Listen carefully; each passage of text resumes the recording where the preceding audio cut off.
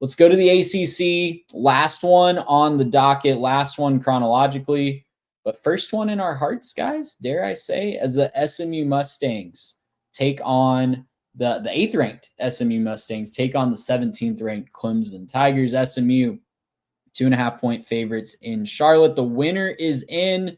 Same discussion we had with Boise State. Logically, SMU should be in with a loss if we're valuing people that made their conference championship over people that are sitting at home this week. But y'all know the committee hates logic.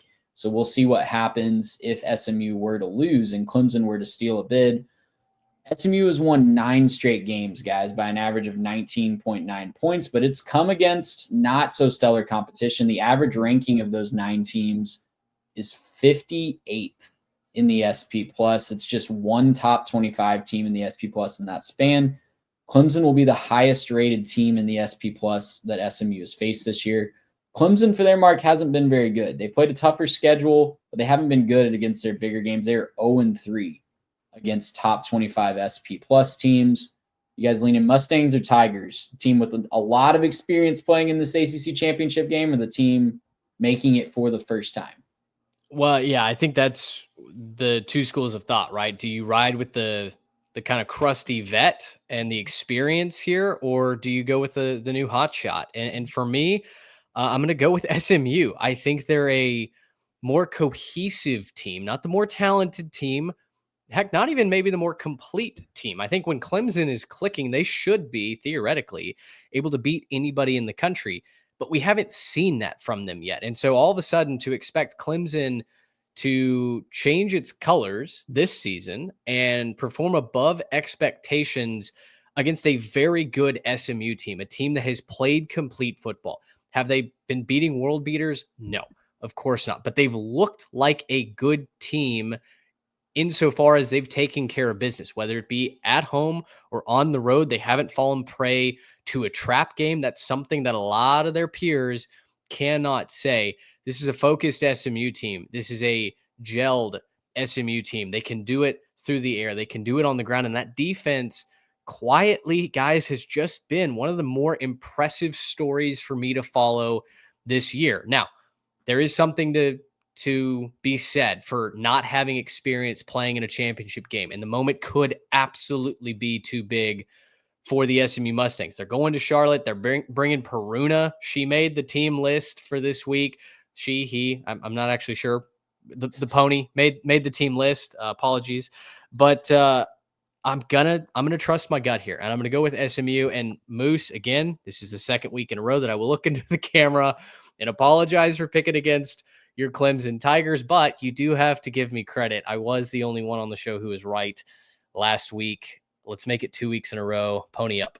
According to Google AI, Peruna is a male. So take that for what it's worth. Oh my gosh, Mitch, did you just misgender that pony? Come on, I'm man. sorry. We got to be better than you guys. That. We got to be better. We're going to get better.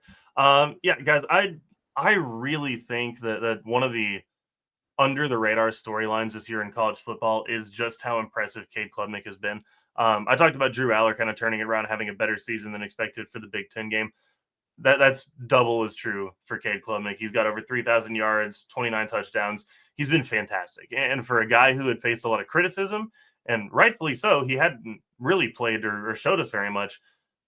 Really impressive to see what he's been able to do. He's going to be a real difference maker in this one. He's got to find a way to kind of put the team on his back and make this whole thing get across the finish line, right? They've been here. They've done that. They know what they're made of. Clemson, you know, they've this is not going to be an unfamiliar territory for them, right? We've talked about it. They've been there. And I think that they know that. However, this T stands for Texas. And I'm going to stick with the boys from Dallas. I got my SMU shirt back over here. So I'm gonna hang with the SMU shirt as well. Guys, this has been a very impressive SMU team. They've done a really good job start to finish. They obviously dropped the game to BYU early in the season when they switched quarterbacks and, you know, kind of have to float that game. But it was a close loss. They were down there all the way to the wire. You know, we were obviously at that game. And so a very, very valiant effort in their one loss. But, you know, basically since then, it's been just a better team week in and week out, continuing to improve, continuing to get better. It's really tough to find the close games. Obviously, the close win over Duke is one that you could point to, but a lot of just dominant performances this season. And you got to give them their credit for that. And I think that they're going to continue. Really like SMU in this game. Really like Brashard Smith. He's got 17 total touchdowns among skill position players. That leads the ACC.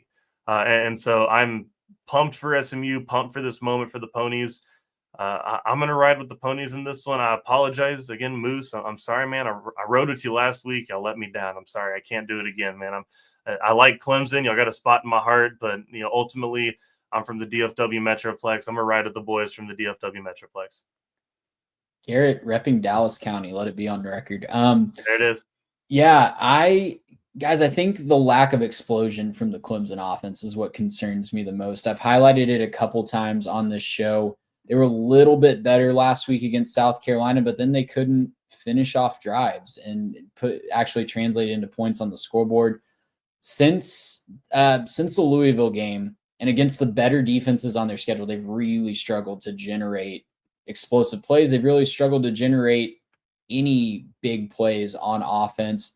3.6 yards per play against Georgia, 4.5 against Louisville, 4.7 against Georgia Tech, 4.9 against Pittsburgh. Like I said, a little better against South Carolina at 6.1, but the athletes of the South Carolina defense gave them a lot of trouble last week. SMU doesn't have the same caliber of athlete as South Carolina on defense, but they do have a very fast, athletic defense. I think it's going to cause more problems for Clemson offensively. Not going to save the graphic. Give me SMU to win the ACC championship in their first year in the league. Gracious him. How about that?